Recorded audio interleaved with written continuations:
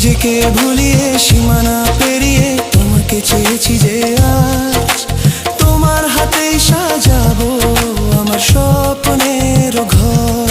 আমি তোমার প্রেমে পড়ে দুনিয়া ভুলে গেছি।